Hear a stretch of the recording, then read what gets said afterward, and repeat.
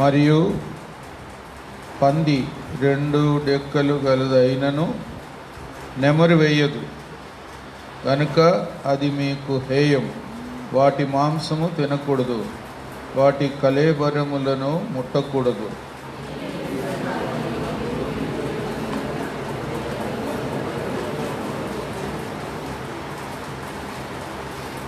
రెక్కలు పొలుసులు లేని దాన్ని మీరు తినకూడదు, అది మీకు హేయం.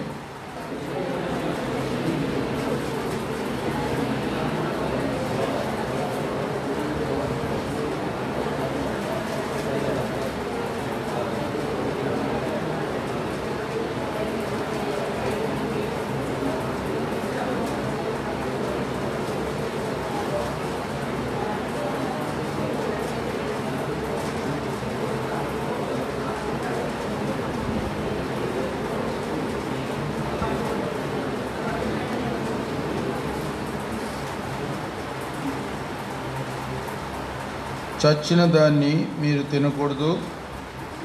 నీ ఇంటనున్న పరదేశికి దాన్ని ఇవ్వవచ్చును, వాడు దాన్ని తినవచ్చును, లేక అన్యునికి దాన్ని అమ్మవచ్చును. ఏలయనగా నీ దేవుడైన యెహోవా నీవు ప్రతిష్ఠిత జనము మేక పిల్లను దాని తల్లి పాలతో వండకూడదు.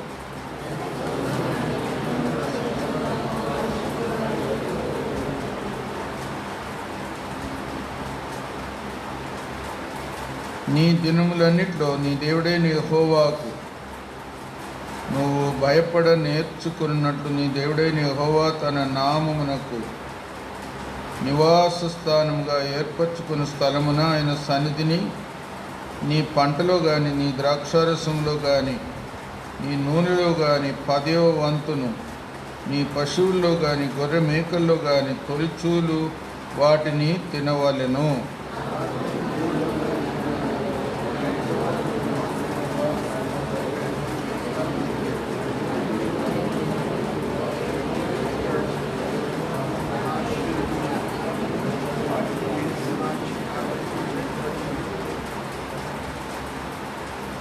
నీ దేవుడైన యెహోవా ఏర్పరచుకొను స్థలమునకు వెళ్ళి నీవు కోరు దేనికైనను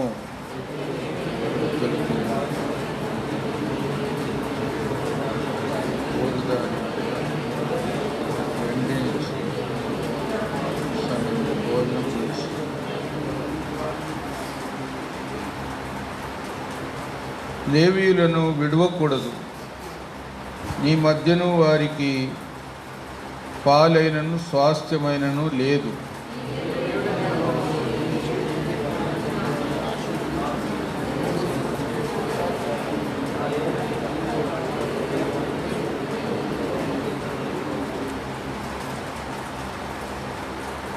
అప్పుడు నీ మధ్యను పాలైనను స్వాస్థ్యమైనను లేని లేవీయులను, నీ ఇంటనున్న పరదేశులను, తండ్రి లేని వారును, విధవరాండ్రును వచ్చి భోజనం చేసి తృప్తి పొందుదురు.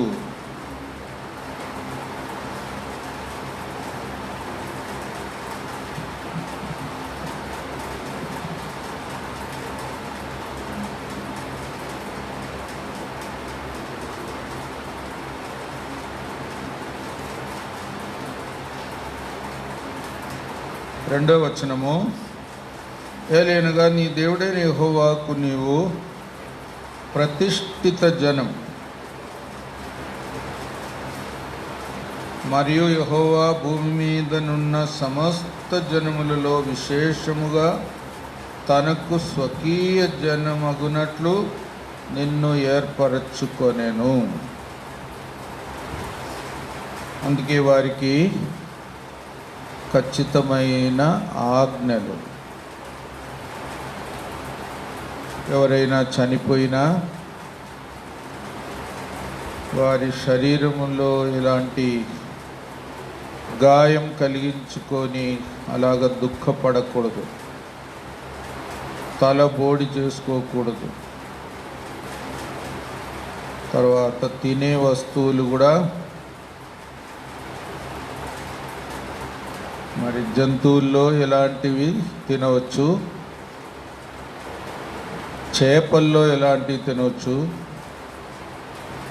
మరి పక్షుల్లో కూడా ఎలాంటిది తినవచ్చు. అన్నీ ఖచ్చితమైన ఆజ్ఞలు.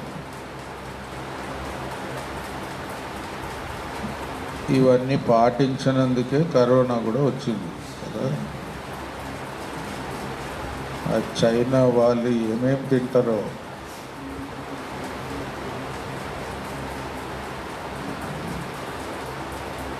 కాబట్టి దేవుని ఆజ్ఞను మీరితే ఏదైనా కీడు, దేవుని కోపం, తీర్పు వస్తుంది.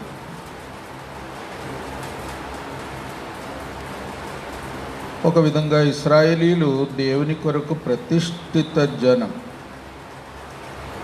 వారి దేవుని కొరకు పరిశుద్ధ జనం. ప్రతిష్ఠిత అంటే పరిశుద్ధ జనం రెండు. నీతిగా జీవించేది పరిశుద్ధత, దేవుని కొరకు ప్రతిష్ఠించేది కూడా పరిశుద్ధత అనే ఉంది బైబిల్లో. ఇంగ్లీష్లో అట్లా ఉంది,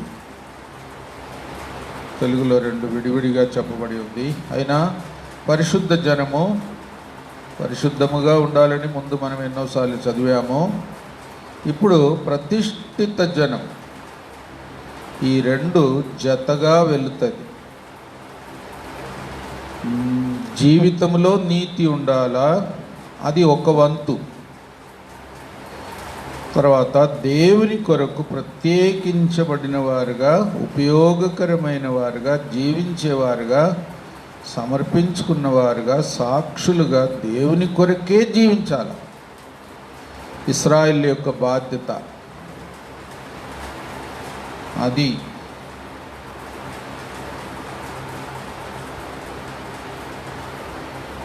కాబట్టి మనం కూడా పరిశుద్ధంగా ఉండాలంటే మన జీవితము నీతిగా, యథార్థంగా ఉండాలి. రెండవది, దేవుని కొరకు ప్రతిష్ఠించుకున్నదిగా ఉండాలి. లోకం కొరకు, మన కొరకు, మనుషుల కొరకు జీవించే ఆ వైఖరిలోనికి వెళ్ళిపోకూడదు. దేవుని కొరకే జీవించాలి. ప్రతిష్ఠిత జనం. తర్వాత ఏర్పరచబడిన వారు. దేవుడు మనల్ని ఏర్పరచుకున్నాడు. ఎప్పటి నుండి? హెబ్రోన్కి వచ్చిన తర్వాత, అంతేనా?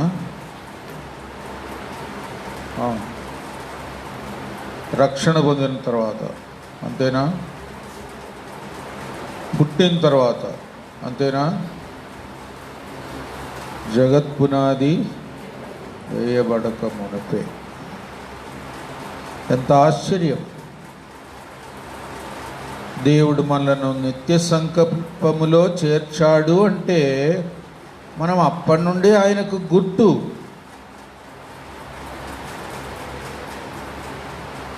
ఆదామును సృష్టించక మునిపే మనం గుర్తంటే ఎంత ఆశ్చర్యం!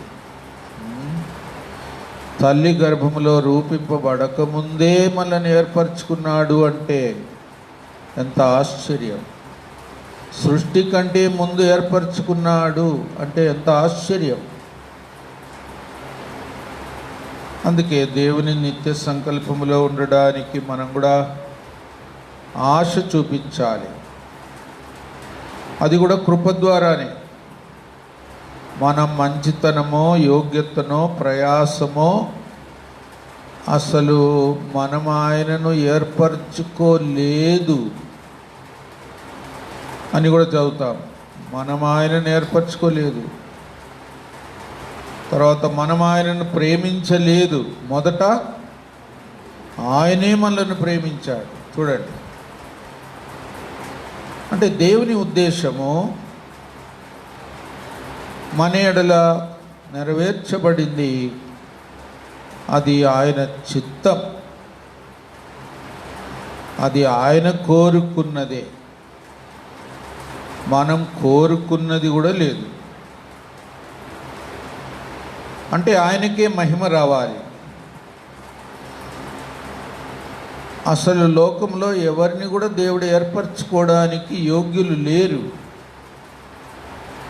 ఆయన కొందరిని ఏర్పరచుకుంటున్నాడు తన కృప ద్వారా. ఆయన కృపా మహిమకు కీర్తి కలుగునట్లు. అందుకే మనకు ఎలాంటి ఏముండకూడదు, అతిశయం ఉండకూడదు.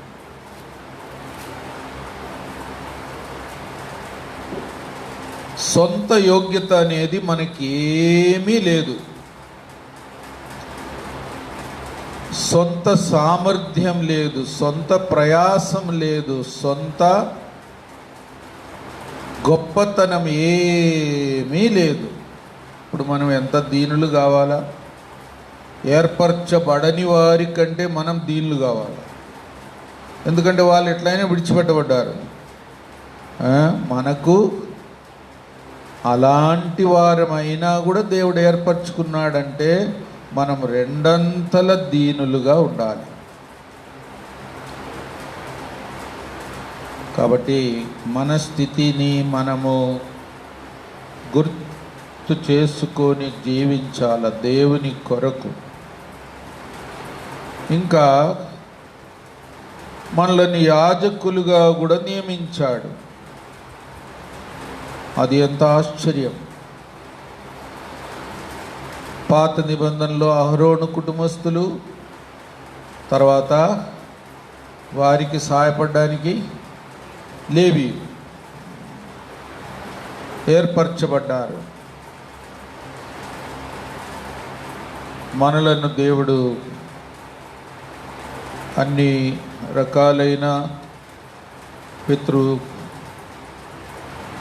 చరిత్ర నుండి ఏర్పరచుకొని తనకు యాజకులు రాజులైన యాజక సమూహంగా ఏర్పరచుకున్నాడు. కాబట్టి దేవునికి మనం ఎంతో కృతజ్ఞులుగా ఉండాలి, సమర్పించుకోవాలి. అహరోను కుటుంబస్తుల కంటే, ఒక విధంగా లేవీయుల కంటే కూడా. తర్వాత అనేక సార్లు ఇప్పటికే మనం చదివాము, దేవుని ప్రజలంటే దేవుని స్వాస్థ్యం, దేవునికి స్వాస్థ్యం. అది కూడా ఆశ్చర్యమే. దేవునికి అతి విలువైన సొంత సొత్తు, అమూల్యమైన ధనముగా దేవుడు మనల్ని ఎంచుతున్నాడు. తన కుమారుని బట్టి, దాన్ని బట్టి మనము నిజంగా దేవుని దృష్టిలో అంత విలువైన వారమైనాం. అది కూడా ఆశ్చర్యం. విలువలేని మనలను అంత విలువైన వారుగా, ప్రశస్తమైన వారుగా తన కుమారుని రక్తమును బట్టి మనకు స్వాస్థ్యముగా అయ్యే భాగ్యం కూడా ఇచ్చాడు. ఇంకా ఇశ్రాయేలును దేవుడు అన్ని దేశాల కంటే పై అంతస్తులో ఉంచాడు. భూమి మీదనున్న, చూడండి 2వ వచనంలో, భూమి మీదనున్న సమస్త జనములో విశేషముగా తనకు స్వకీయ జనమగునట్లు. అంటే భూమి మీద ఉన్న సమస్త జనుల కంటే విశేషమైన వారు ఎట్లా అయినారబ్బా? ఎందుకైనారు అంటే, ఇశ్రాయేలు ద్వారా తన కుమారుని ఈ లోకానికి తేవాలి. ఆ జనమును, వారిని ఏర్పరచుకున్న ఒక గొప్ప ఉద్దేశం ఏంటంటే, వారి మధ్యలో నుండి అబ్రహాము సంతానముగా, తర్వాత దావీదు కుమారుడుగా కూడా యేసు ప్రభు రావాలి.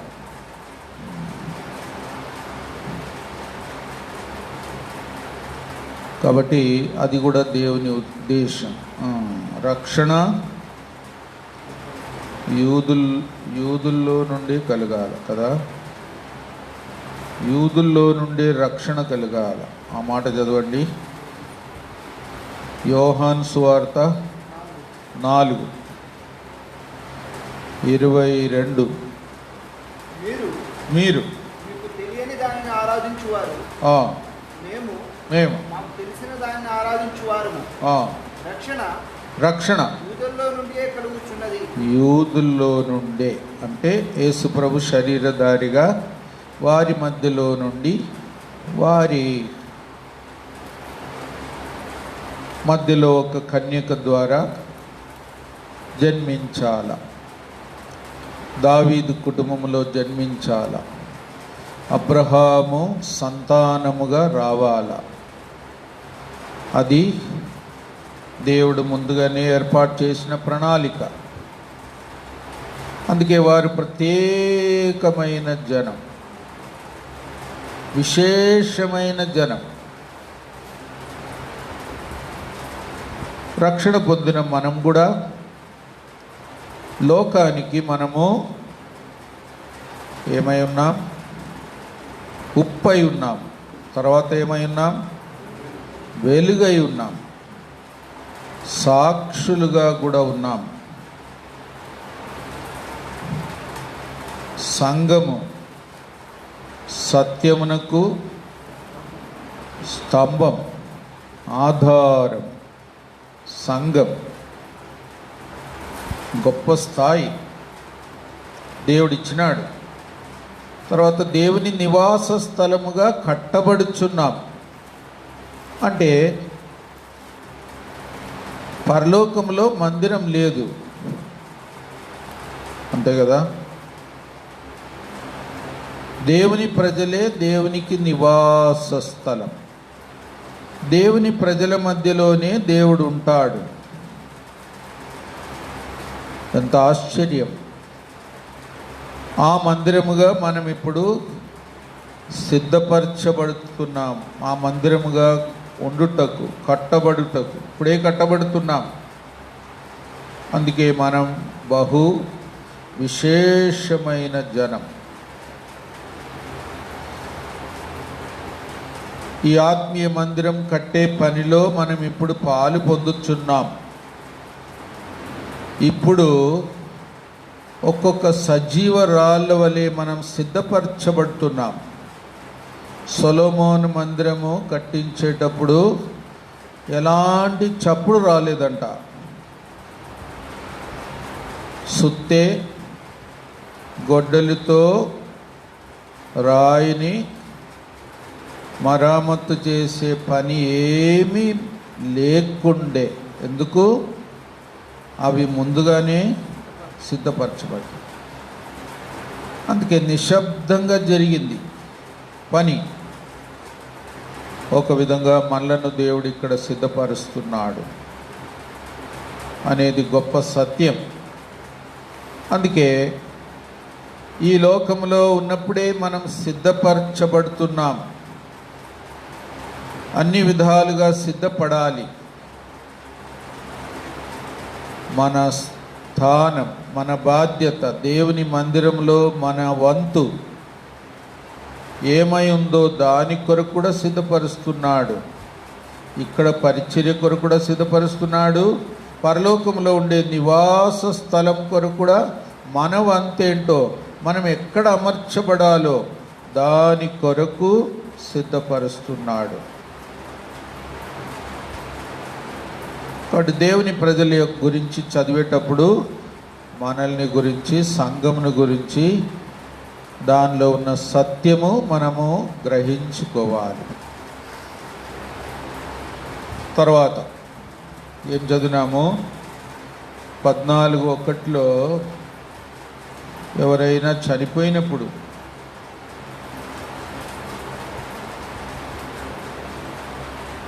మీరు మీ దేవుడైన యెహోవాకు బిడ్డలు గనుక చనిపోయిన వాడెవని బట్టి మిమ్మును మీరు ఏం చేసుకోకూడదు? కోసుకొనకూడదు. మీ కనుబొమ్మల మధ్య బోడి చేసుకొనకూడదు.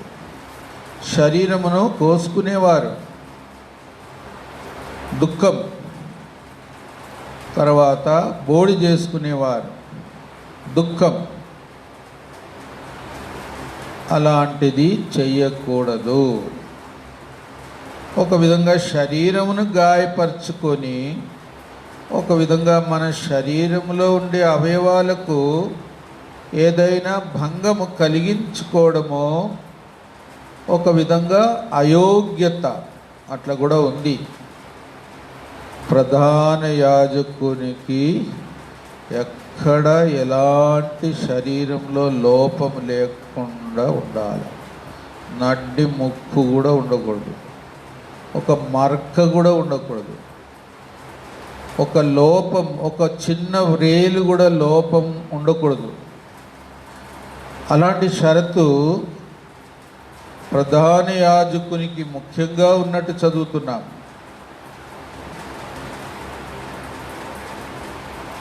అందుకే అందరి ముందు వారిని స్నానం కూడా చేయించేవారు, ప్రజలందరూ చూసేవారు ఆయనలో ఏదైనా లోపం ఉందా అని. పరిపూర్ణతనే దేవుడు కోరేది. మనము పరిపూర్ణత వైపు ఏం చదువుతున్నాం, సాగిపోతున్నాం, అంతే కదా. చదవండి ఆ మాట. హెబ్రీ 6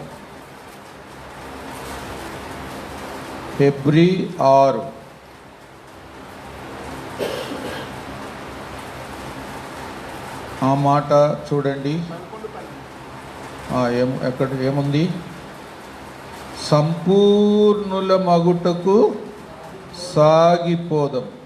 2వ వచనం చివరిలో వచ్చింది చూడండి. సంపూర్ణుల మగుటకు సాగిపోదాం అంటే క్రమక్రమంగా దేవుని బిడ్డలు రక్షణ పొందిన తర్వాత ఆత్మీయంగా ఎదుగుతూ స్థిరపడుతూ సరిచేసుకుంటూ కడుగబడుతూ దేవుని కృపయందు జ్ఞానమందును అభివృద్ధి చెందుతూ బలమైన ఆహారం కూడా తీసుకొనొచ్చు పరిపూర్ణులగుటకు సాగిపోదాం. సంపూర్ణులగుటకు సాగిపోదాం. కాబట్టి దేవుడు పరిపూర్ణతనే అంగీకరిస్తాడు. పరిపూర్ణులుగా చేయడం దేవుని ఉద్దేశము. అది మనము గుర్తు పెట్టుకోవాలి. 2 కొరింథీ 7 మొదటి వచనం. ప్రియులారా, ఈ వాగ్దానములు ఉన్నవి గనుక దేవుని భయముతో చూడండి, పరిశుద్ధతను సంపూర్తి చేసుకొనుచు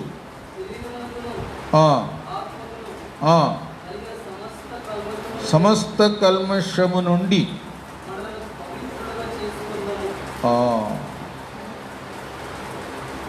పరిశుద్ధతను సంపూర్తి చేసుకొనుచు క్రమక్రమంగా ఆత్మలోను ప్రాణములోను శరీరములోను పరిశుద్ధతను సంపూర్తి చేసుకునే అభ్యాసం ప్రతి ఒక్కరికి ఉండాలి. దేవుని ఉద్దేశం అది. ఎవరైనా ఆత్మీయంగా ఎదగకపోతే, ఎవరైనా ఇంకా పరిశుద్ధులు కాకపోతే, పరిశుద్ధతలో సంపూర్ణులు కాకపోతే దేవుని ప్రజల స్థితికి అది తగదు. జాగ్రత్త. ప్రతి విధమైన అపవిత్రతను జయించాల. శరీర సంబంధమైనది, ఆత్మకు సంబంధమైనది కూడా. అది దేవుని చిత్తం. ఎంతైనా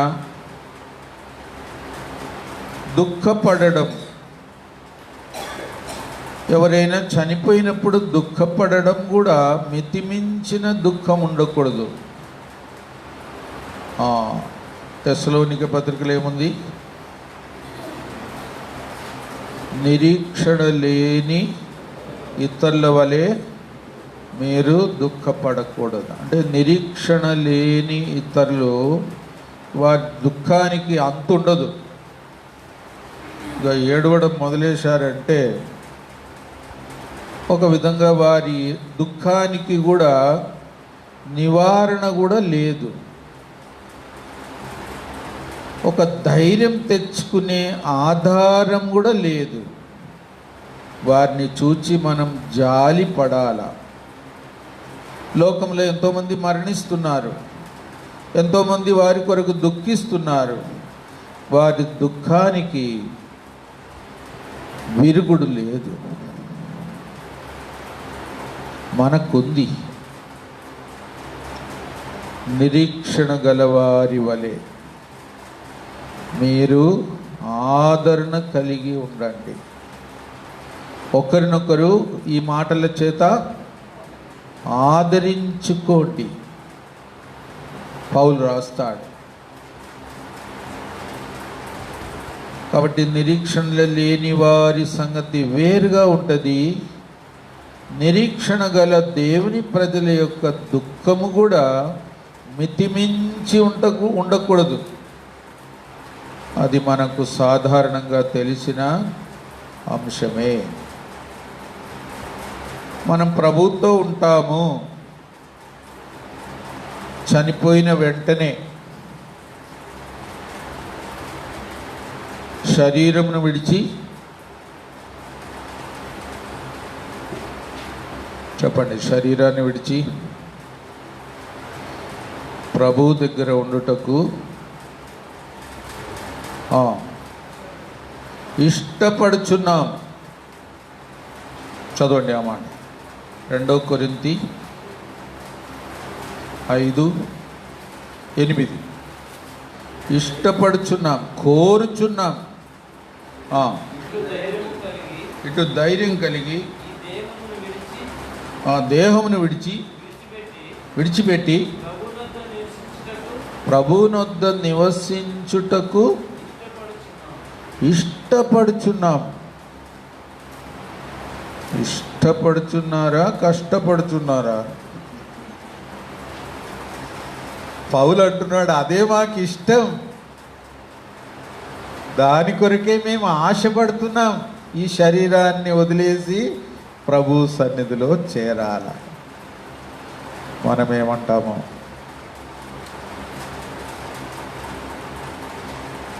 వెడలిపోయి క్రీస్తుతో ఉండుట. చెప్పండి, క్రీస్తుతో ఉండుట మరి మేలు. ఇంగ్లీష్లో ఇంకా బాగుంది, ఫార్ బెటర్. ఇక్కడ జీవించే దానికంటే వెడలిపోయి క్రీస్తుతో ఉండుట ఎంతో శ్రేష్టమైన స్థాయి. ఎంత గొప్ప సాక్ష్యం. కాబట్టి మన నిరీక్షణ చాలా గొప్పది.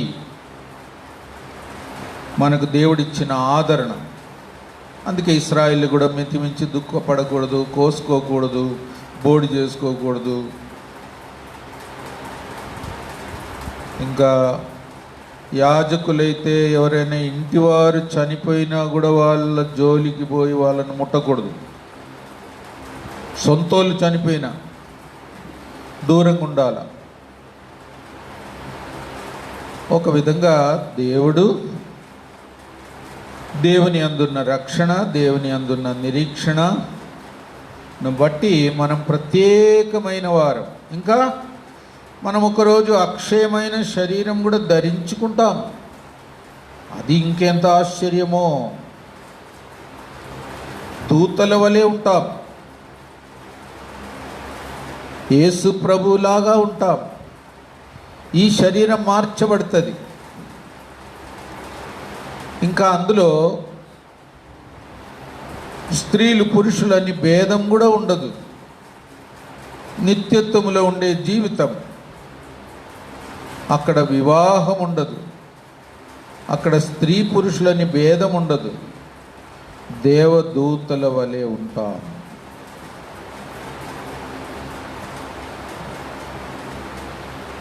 మన నిత్యత్వమును గురించి మనకు సరి అయిన గ్రహింపు ఉండాలి. అందుకే ఈ తాత్కాలిక జీవితం జాగ్రత్తగా ప్రభు కొరకు నమ్మకంగా జీవించడానికి అది గురిగా పెట్టుకోవాలి. దీని కొరకు, దీనిలో ఉండే సందర్భాల కొరకు దాన్ని పోగొట్టుకోవద్దు. దాని విషయమైన నష్టం తెచ్చుకోవద్దు.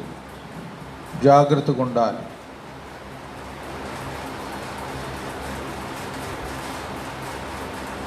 తర్వాత చేపల ఏం జంతువులు ఏం తినవచ్చు, ఏం తినకూడదు. ద్వితీయోపదేశకాండం 14 డెక్క చీలి ఉండాలా, తర్వాత నెమరు వేయాలి. ఆ మాట చదవండి. 6వ వచనమా? చదవండి. జంతువులలో 2 డెక్కలు గలదై నెమరు చేయు జంతువును తినవచ్చు. 2 డెక్కలు, చీలిన డెక్కలు, తర్వాత ఏం చేయాలా? నెమరు వేయాలి. ఈ 2 చేసే జంతువును తినవచ్చు. పవిత్రమైన జంతువులు అంటే అవే. కొన్ని డెక్కలు చీలి ఉంటాయి కానీ నెమరు వేయదు. పంది డెక్కలు బాగానే ఉంటాయి కానీ నెమరు వేసే అలవాటు దానికి లేదు. అందుకే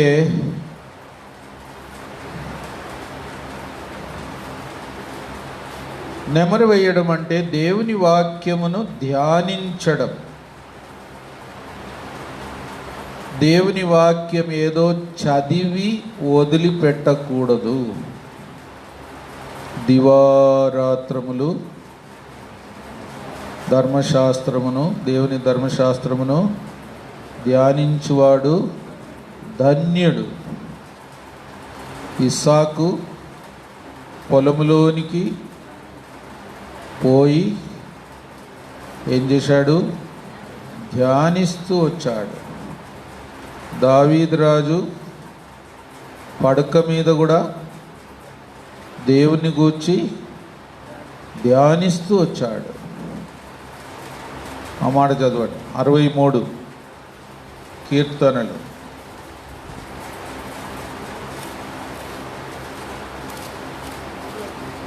ఎన్నో వచనం? 4. 4. ఎన్నో వచనం? చదవండి. నా మంచం మీద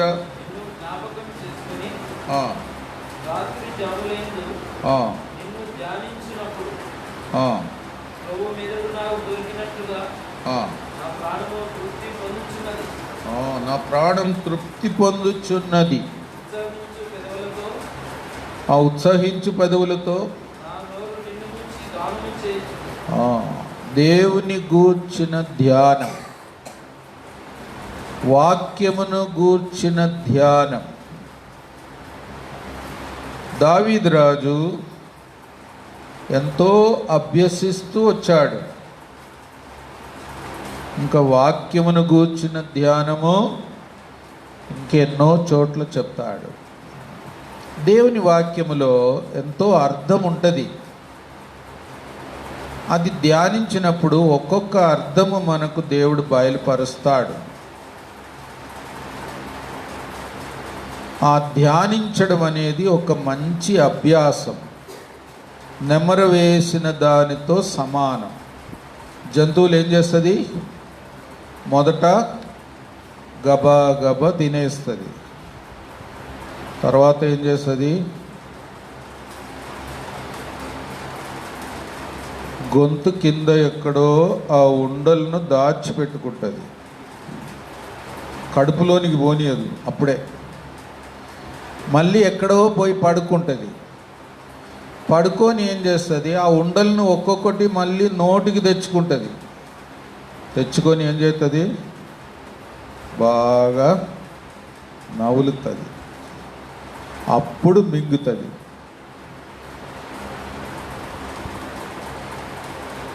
జాగ్రత్త, భోజనం చేసేటప్పుడు బాగా నమలండి,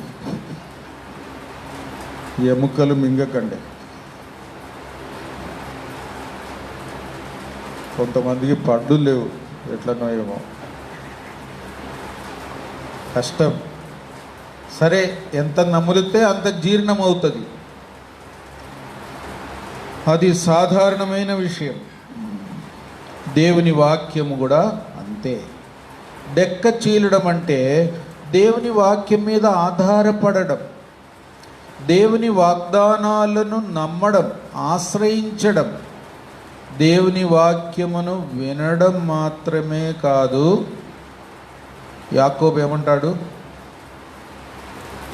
విని ఎవరైనా వాక్యమును చెయ్యకపోతే వారు ఏమవుతారు, మోసపోయిన వారు అవుతారు. వా, యాకోబు చాలా ఖచ్చితంగా రాస్తాడు. యాకోబు పత్రిక 1వ అధ్యాయం ఎన్నో వచనం,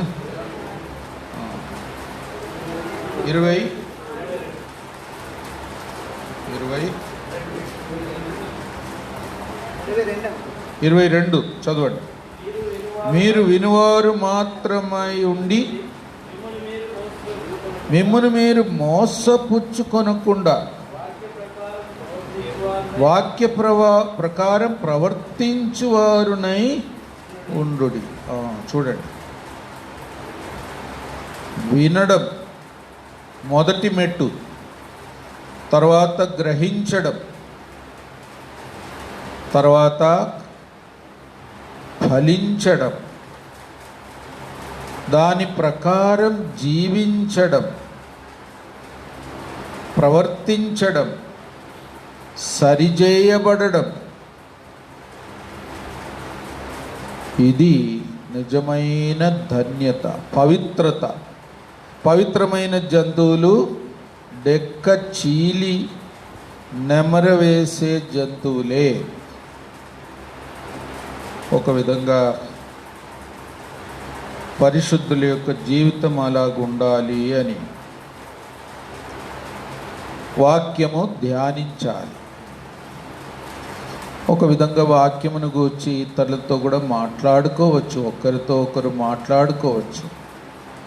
ఒకరి అర్థం తెలియకపోతే కూడా తెలుసుకోవచ్చు, బోధకుల ద్వారా తెలుసుకోవచ్చు.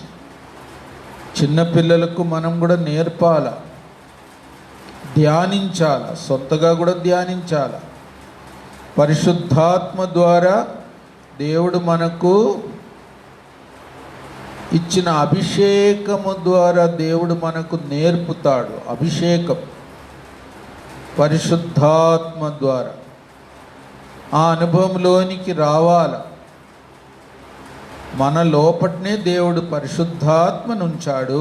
ఆ పరిశుద్ధాత్ముడు మనకు వాక్యమును తేట తెల్లగా చేస్తాడు. ఆ అనుభవంలోనికి రావడానికి మనం శ్రద్ధ తీసుకోవాలి. తర్వాత చేపల గురించి చదవండి.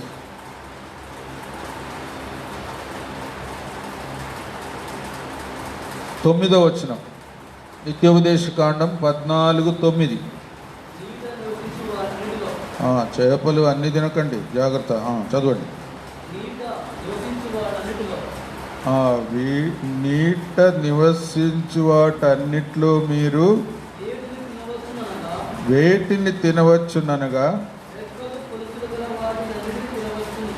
రెక్కలు పొలుసులు గలవాటన్నిటిని తినవచ్చును. రెక్కలు పొలుసులు లేని దానిని మీరు తినకూడదు. అది మీకు ఇది కూడా ఒక మంచి బోధ. డెక్కలు చీలిన జంతువులు, నెమరు వేసే జంతువులు పరిశుద్ధమైనవి.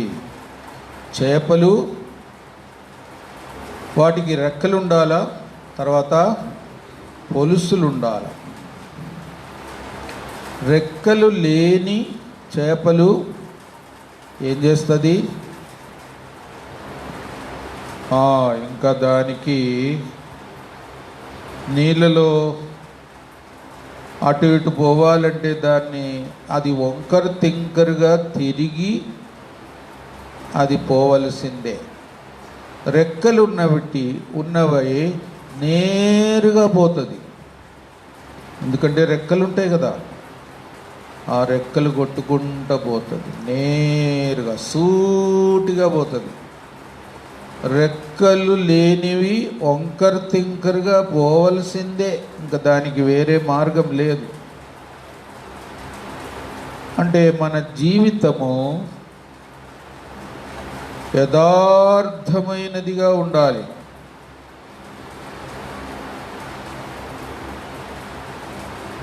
కపటం లేనిది. తన అతిక్రములకు పరిహారం పొందిన వారు, పాపమునకు ప్రాయశ్చిత్తం పొందిన వారు ధన్యులు.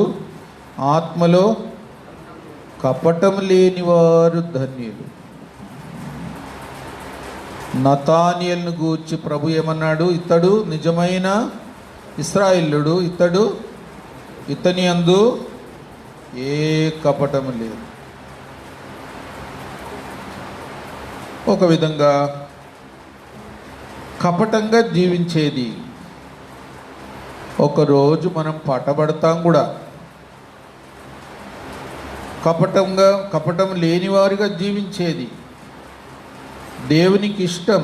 అలాంటి వారి ప్రార్థన కూడా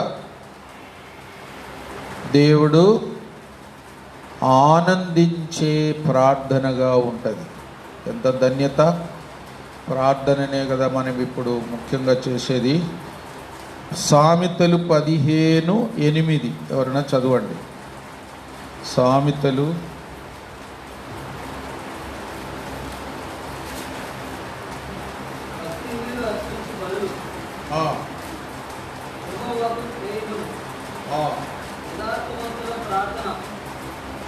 యథార్థవంతుల ప్రార్థన ఆయనకు ఆనందకరం. కాబట్టి ప్రార్థన చేయడానికి కూడా ఒక యోగ్యత, ఒక ధన్యత, యథార్థత.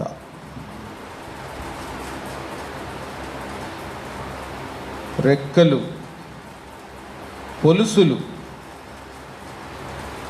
ఇంకా పొలుసుల విషయమో అనేకసార్లు భక్సింగ్ గారు చెప్పేవారు.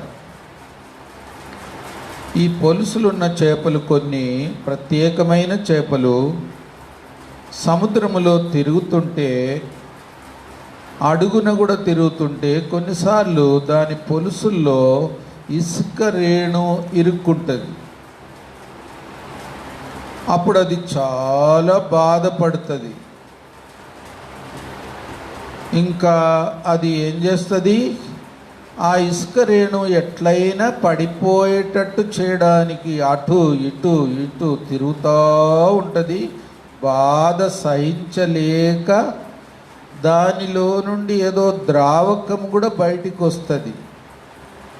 ఇంకా అది గాయంలాగా అయిపోతుంది.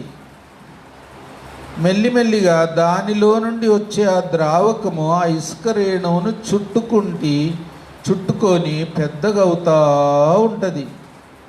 ఎంతకాలం పడుతుందో ఏమో ఆ బాధ, ఆ ద్రావకం ఆ ఇసుక రేణువును చుట్టుకొని ఆ ఇసుక రేణువు మెల్లిమెల్లిగా కొంచెం పెద్దగా అవుతూ ఉంటుంది.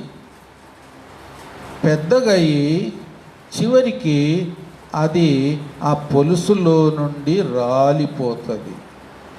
అబ్బా, దాని బాధ తీరుతుంది. ఇంకా అవే ముత్యాలుగా సముద్రము అడుగులో దొరికేది.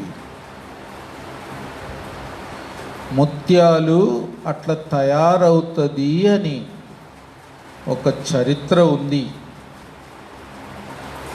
ఇసుక రేణు చేపల యొక్క పొలుసులో ఇరుక్కొని చాలా కాలం బాధపడి ఆ ఇసుక రేణు చుట్టూ తన శరీరం నుండి వచ్చిన ద్రావకం చుట్టుకొని పెద్దగై ఒకరోజు రాలి పడేదే ముత్యాలు, సముద్రములో దొరికే ముత్యాలు. దాని విలువ ఎంత గొప్పది, అది ఎంత అందంగా ఉంటుంది, అది ఎట్లా తయారవుతుంది. నూతన యెరూషలేములో ఒక్కొక్క గుమ్మము ఒక్కొక్క ముత్యముతో కట్టబడింది. చూడండి ఎంత గొప్ప విలువ. అందుకే చేపల విషయం చదివేటప్పుడు కూడా మనం ఎన్నో విషయాలు నేర్చుకోవచ్చు.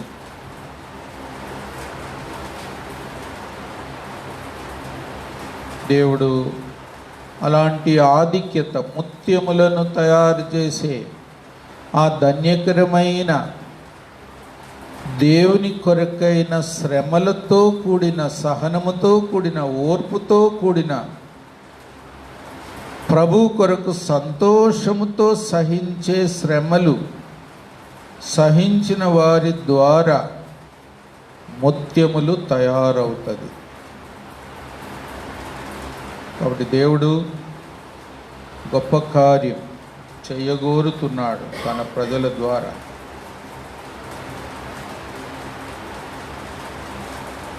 తర్వాత పక్షుల గురించి కూడా ఉంది. కొన్ని పక్షులను తినొచ్చు, కొన్ని పక్షులను తినకూడదు. గద్ద, కాకి అలాంటి పక్షులను తినకూడదు అని ఉంది. ఒక మాట లేవి కాండంలో చదువుకుంటాం. లేవి కాండం 11:21. కూర్చోమా పాపా, కూర్చో కూర్చో. లేవి 11:21.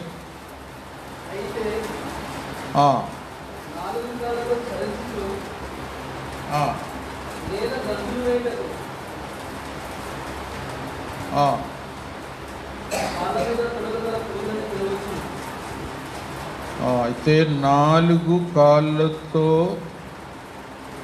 చరించుచు నేల గంతులు వేయుటకు కాళ్ళ మీద తొడలు గల పురుగులన్నీ తినవచ్చు.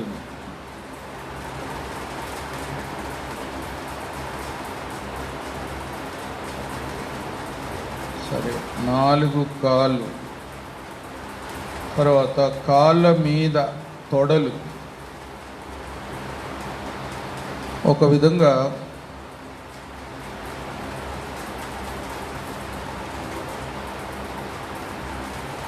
కాలు పెద్దగుండాలి, పాదం మీద తొడలు ఉండాలి.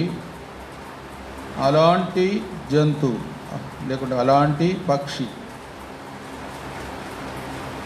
ఏదో పక్షుల గురించి కూడా ఏదో ప్రత్యేకత. మన నడక ఒక విధంగా, మన నడక కూడా దేవుని. తర్వాత మన రెక్కలు అంటే పైనుండే వాటిని ఆశించడం, అది మన ఆత్మీయ జీవితానికి ముఖ్యం. పైనుండే వాటి మీద మనసు పెట్టుడి, కింద ఉన్న వాటి మీద మనసు పెట్టకుడి. కొలొస్సీ పత్రికలో అలాగ చదువుతాం. మనం నడక కూడా దేవుని దృష్టిలో ఎంతో దీనమైన, యథార్థమైన నడకగా ఉండాలి.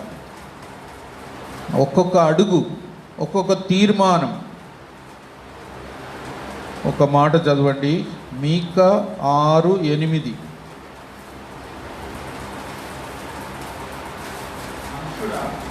మీకా 6:8. మనుషుడా,